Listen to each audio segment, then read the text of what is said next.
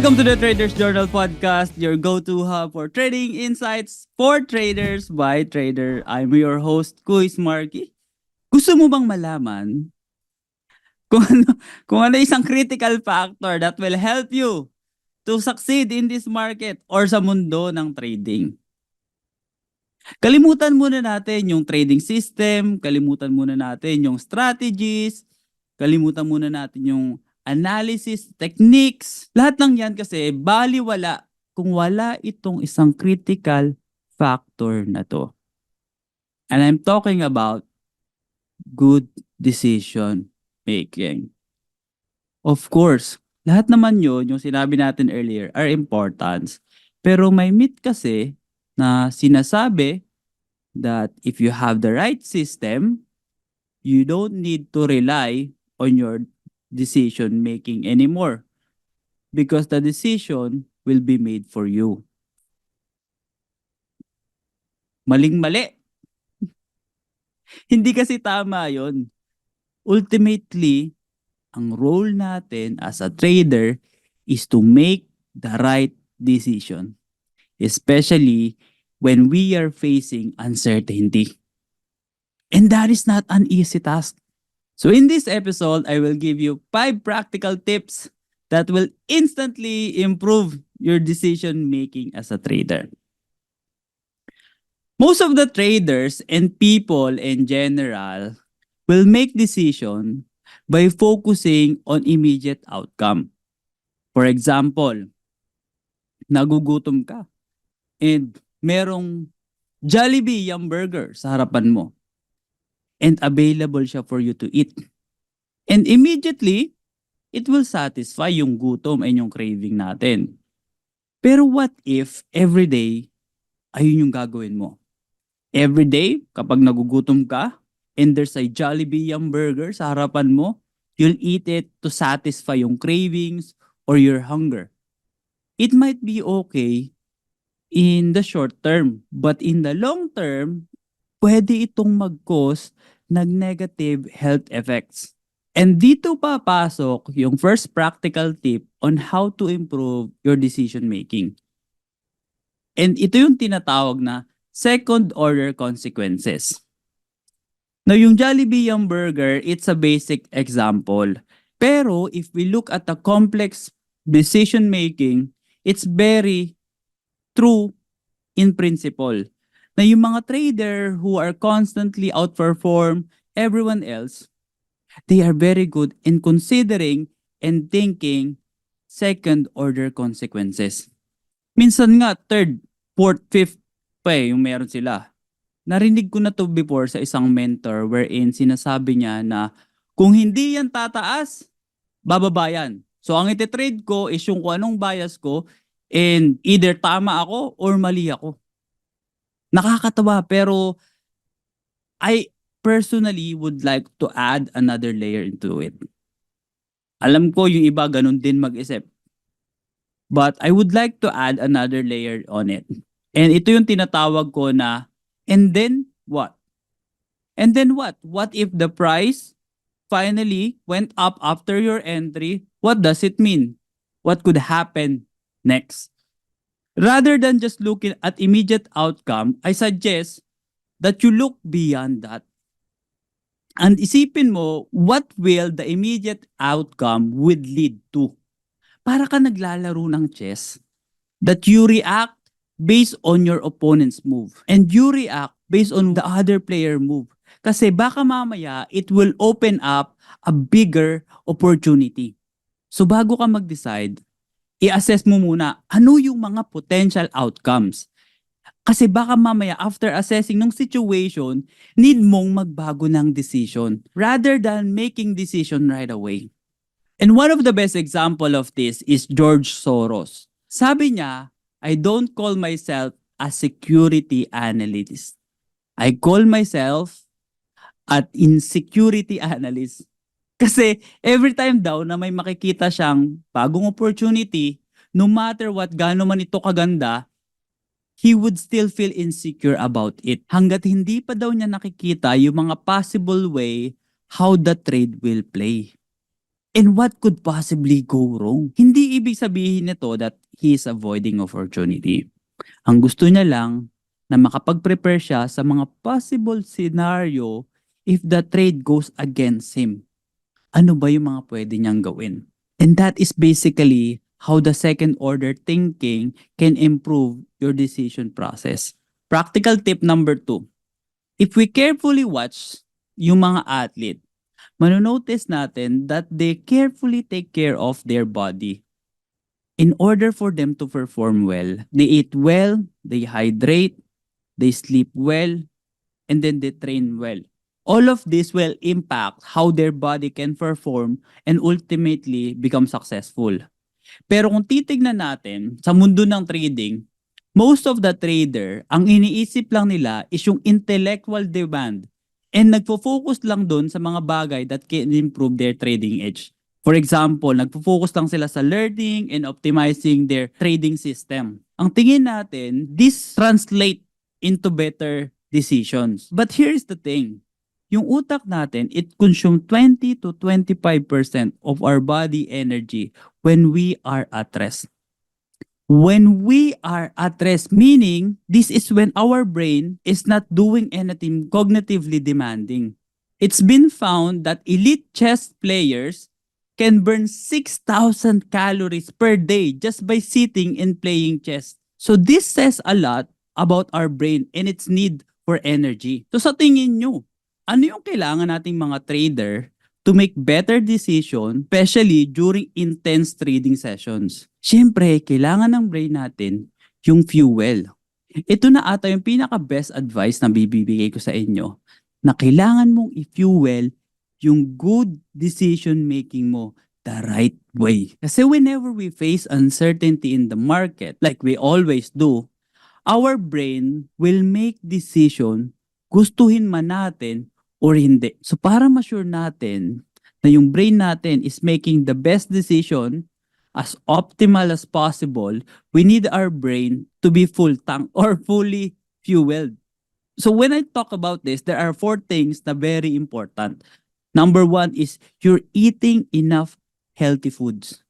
Hydrating yourself well. You're getting enough amount of sleep.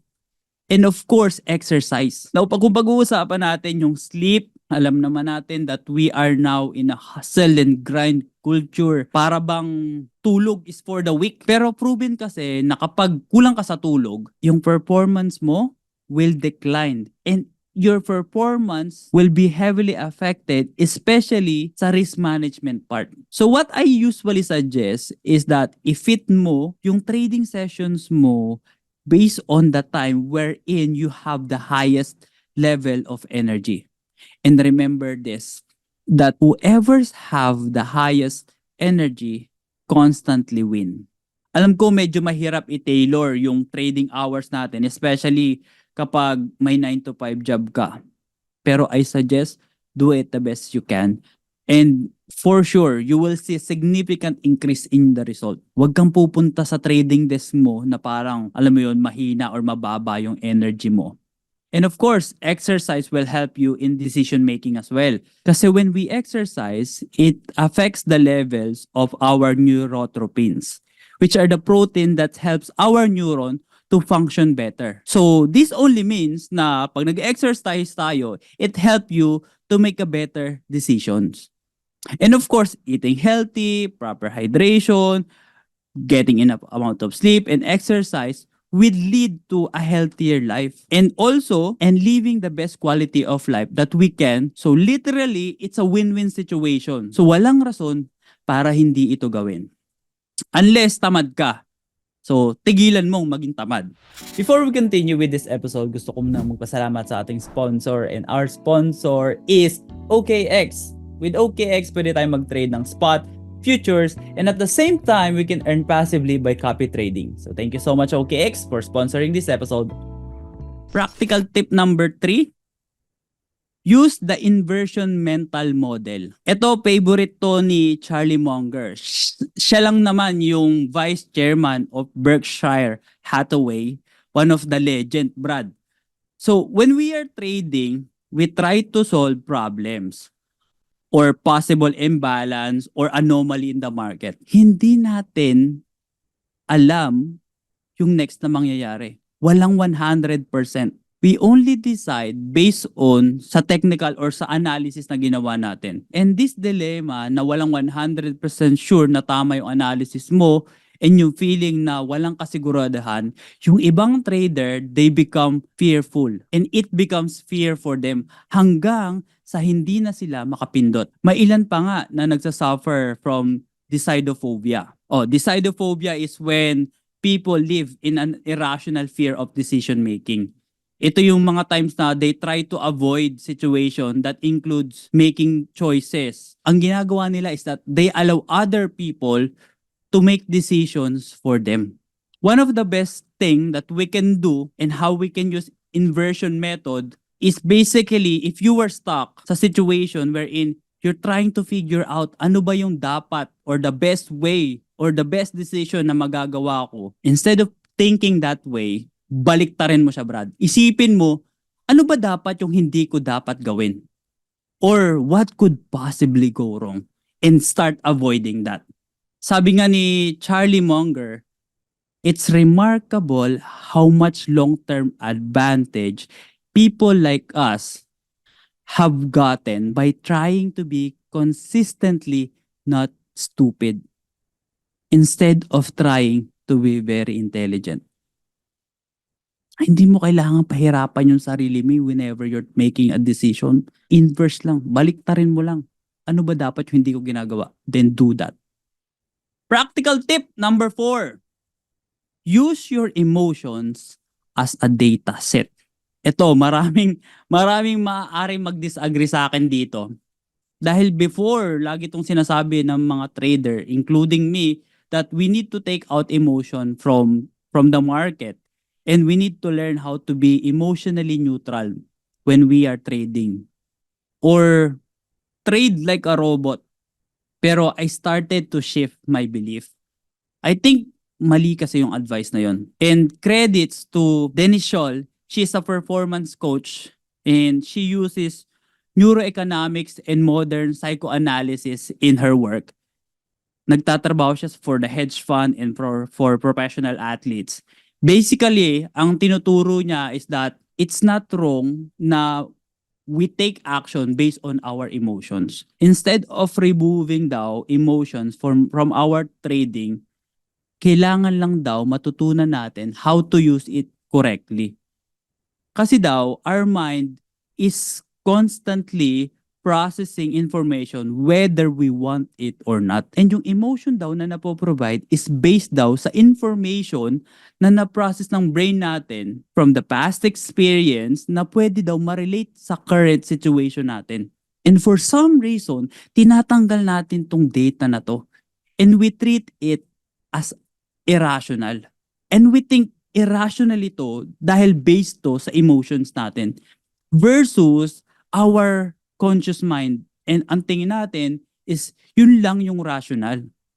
Comparing daw, if we recognize yung data na binibigay ng emotion and find yung source ng data na yon, it can help us daw to make a better decision.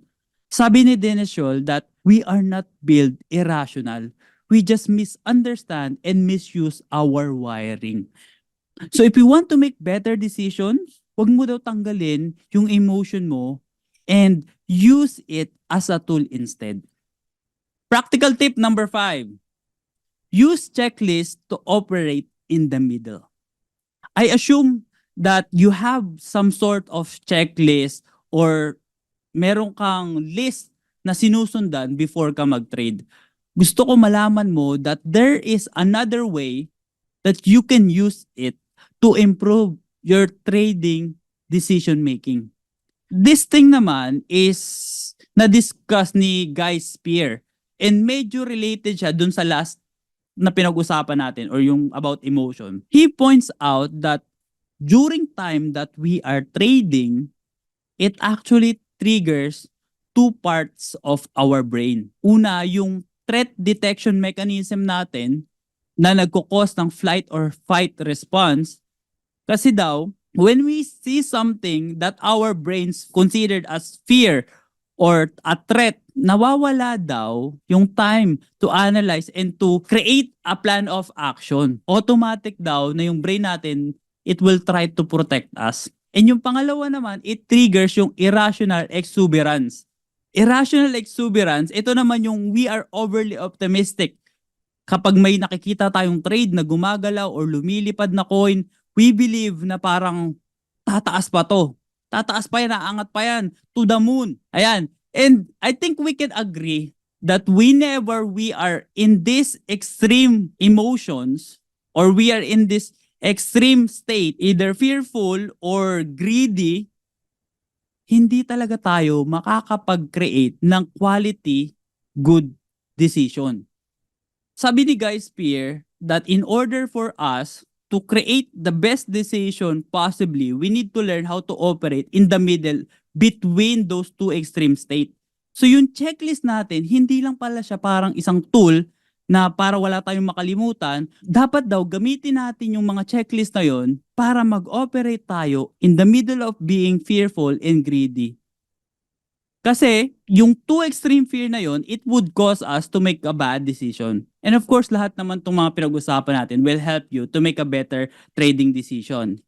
Pero you should supplement this with the right technical analysis, risk management, and psychology. Kung wala ka pa nito, if you don't have a trading system at bago ka pa lang sa market, message mo lang ako sa Quiz Marky or sa Cerberus Trading para makasali ka for our next bootcamp. It will be on April, ano? Overall, I want to remind you that trading is a business. It is a business of decision making.